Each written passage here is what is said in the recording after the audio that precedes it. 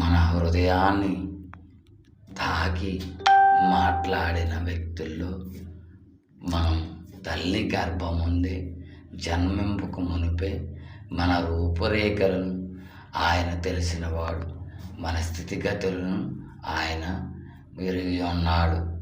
అనగా ఇది నేను మాట్లాడినది కాదు, ఇది ఆయన నోటి ద్వారానే మన బైబిల్లో పలికిన మాటలివి.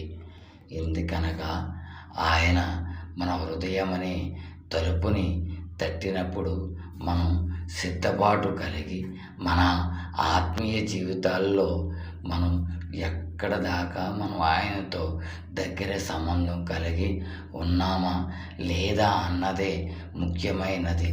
ఎందుకనగా మరొక విషయం, నేను ఈ వీడియో చేయగల కారణం ఏంటంటే, నేను దేవుని మాటలు చెప్పాలనుకుంటే నాకు సపోర్ట్ చేసి నలుగురు కూడా మనకి క్రైస్తవులుగా మనకి అంగీకారం కలిగి ఉన్న ప్రతి ఒక్కరు కూడా ఏదంటే ఇలాంటి వీడియోలు మరొక వీడియోలు చేయడానికి అవకాశం ఉంటుందని ఆశపడుతున్నాను నేను. కాగా ఎందుకనగా ఆ స్థితిగతులు మన స్థితిగతులు ఆయన ఎరిగి ఉన్నాడు, మన పరిస్థితులు ఆయన తెలిసి ఉన్నాడు. కష్టం కలిగినప్పుడు తండ్రి నాకు ఈ కష్టం కలిగిందని అడిగే కంటే, దేవా నాకు ఎలాంటి కష్టం వచ్చినా సరే దాన్ని నేను జయించగల శక్తి నాకు ఈ తండ్రి అని అడిగినప్పుడు ఇవన్నీ మనం జయించగలం. ఏ రోజైనా పిల్లవాడు బురదలో దొల్లితే తల్లిదండ్రులు వదలరు కదా. అలాగే మనపై నిందలకు పడినప్పుడు, అవమానాలు పడినప్పుడు ఎప్పుడు ఆయన మనల్ని పెన్నంటే ఉండి మనల్ని ఎక్కడ కూడా తలదించుకునే పరిస్థితి తీసుకొచ్చేవాడు కాదు మన దేవుడు.